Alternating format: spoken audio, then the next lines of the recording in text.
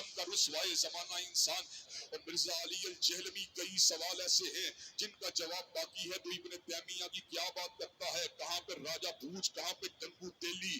حضرات گرامی کا تیری اوقات کیا ہے, تیری حیثیت کیا ہے, تیرا مقام اور منصب, تیرا مرتبہ کیا ہے. اور ابن تیمیہ سے محبت کرنے والا تیرے وجود کے پر تھوکے گا, تیرے کردار پہ تھوکے گا, تیری سیرت پہ تھوکے گا, تیرے نسب العین پہ تھوکے گا, تیرے نظریے پہ تھوکے گا. حضرات گرامی کا جھوٹا ہے, یہ کذاب ہے, یہ مکار ہے, یہ دجال ہے. لوگوں کو اپنے دام تصویر میں پھنسانا چاہتا ہے, لوگوں کو سیدنا امیر معاویہ کی ذات اقدس سے برگشتہ کرنا چاہتا ہے. حضرات گرامی کا دیکھ لیجئے, میں آپ کو لا وجہ البصیرت یہ بات کہتا ہوں, مرزا کل بھی ذلیل تھا, مرزا آج بھی ذلیل ہے, اور انشاءاللہ مرتے دم تک یہ ذلیل و رسوا ہی رہے گا. اور کوئی جیلمی ہو یا کوئی فیصل آبادی ہو یا کوئی چھالوی ہو, اللہ کے فضل و کرم سے ان کو للکارتے رہیں گے, ان کی آنکھوں میں آنکھیں ڈالتے رہیں گے, مرتے دم تک عظمت رسول اللہ کے اوپر اور عظمت صحابہ کے اوپر ان کو مباہلے کا چیلنج دینے کے لیے تیار ہیں. جب چاہو ہمارے مرکز میں آؤ, جب چاہو ہمیں جیلم میں بلا لو. تعالوا ندعو ابناءنا وابناءکم ونساءنا ونساءکم وانفسنا وانفسکم ثم نبتہل فلنجعل لعنت اللہ الکاذبین.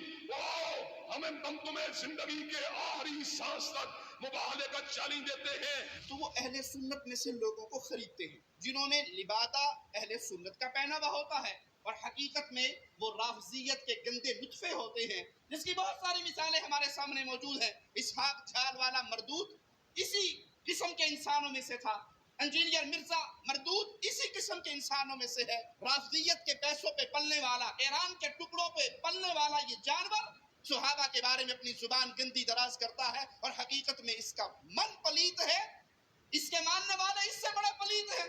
خود اہل حدیث علماء جو ہے نا, سنجیدہ علماء, وہ بھی پریشان ہے کہ ہماری عوام جا کدھر رہی ہے. اب وہ جو انجینئر کا فتنہ آیا ہے نا, اہل حدیث ہم سے زیادہ اس سے پریشان ہے. اہل حدیث علماء, ہم لوگ اتنے پریشان نہیں ہیں اس سے, وہ علماء ہم سے بھی زیادہ کیا ہیں کہ یار یہ کیا ہو رہا ہے. آج ہر بدبخت الو اٹھ کے جو ہے نا صحابہ کے خلاف بھونکنا شروع کر دیتا ہے, اور یہ زہر کا پیالہ پی لے گا. بتا دوں, حضرت معاویہ کے مسئلے میں بھی سامنے بیٹھنے کے لیے تیار نہیں ہے.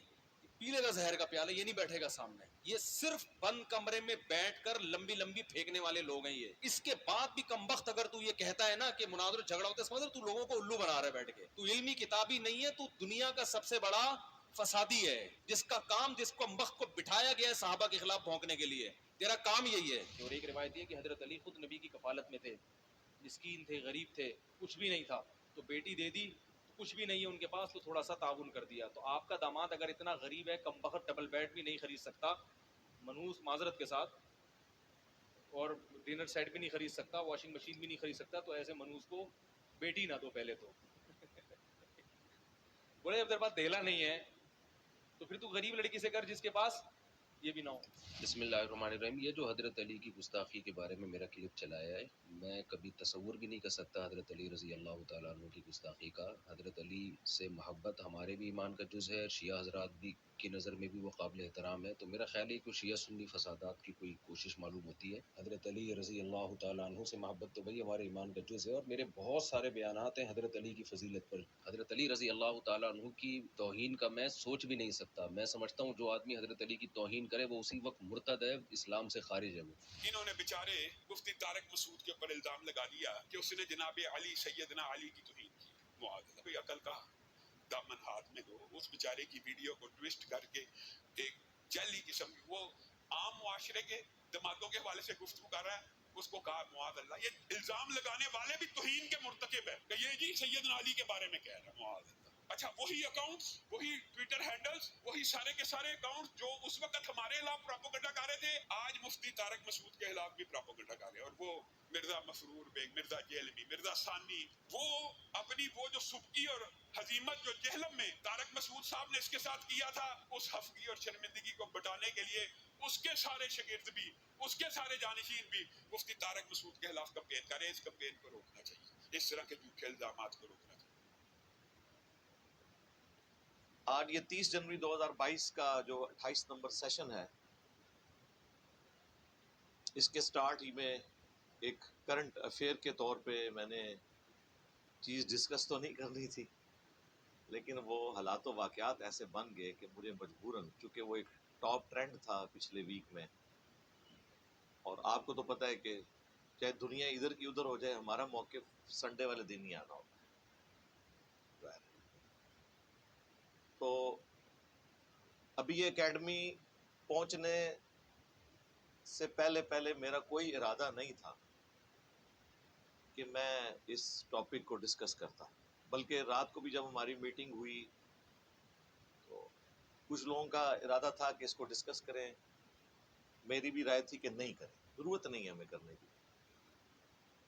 لیکن پھر مجھے یہ ہوا کہ چونکہ یہ کرنٹ افیئر کے طور پہ تو لیا جا سکتا ہے نا اسے، اس حوالے سے کہ ہماری اب ہر ویڈیو کے نیچے لوگ آگے کامنٹس کر رہے ہیں کہ جی اس پہ بولیں، جی اس پہ بولیں، تو وہ خام خواہ اس کو ایک اس کی آپ سمجھ لیں ایک تشہیر کرنے والی بات تھی، اس لیے میں اسے اوائڈ کرنا چاہتا ہوں۔ لیکن چونکہ اب معاملہ میرے خیال میں تو سیٹل ہو چکا ہے، مفتی طارق مسعود صاحب حافظہ اللہ تعالیٰ کے حوالے سے انہوں نے جو مس ہینڈلنگ کی تھی، اس کے بعد جب ان کا وضاحتی بیان آ گیا تو میرا خیال ہے کہ اس معاملے کو اب گھسیٹنے کی ضرورت نہیں ہے۔ یہ خام خواہ ایک مسلمان کو جان بوجھ کر گستاخی کی طرف دھکیلنے والی بات ہے، جب وہ اپنی اس بات کی وضاحت کر دے، اپنا رجوع ریکارڈ کروا دے۔ لیکن معذرت کے ساتھ یہ سارے رویے کہ معافی کے باوجود بھی، وضاحت کے باوجود بھی کسی کو معاف نہ کرنا، یہ تلخ رویے ہمارے انہی علماء کے ہی پیدا کرتا ہے۔ اب جب وہی معاملہ ان کو درپیش ہے تو میرا خیال ہے اب ان کو احساس ہو جانا چاہیے کہ جب آپ کسی شخص کو گستاخ رسول، گستاخ صحابہ، گستاخ اہل بیت کہتے ہیں تو اس پہ پھر کیا گزرتی ہے، جبکہ وہ ہو بھی نہ۔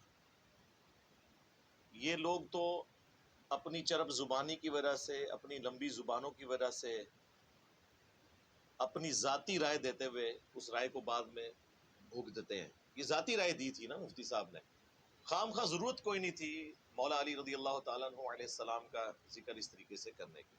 لیکن چونکہ اب انہوں نے کلیریفیکیشن دے دی کہ میرے دل میں کوئی ایسی بات نہیں تھی، بس مجھ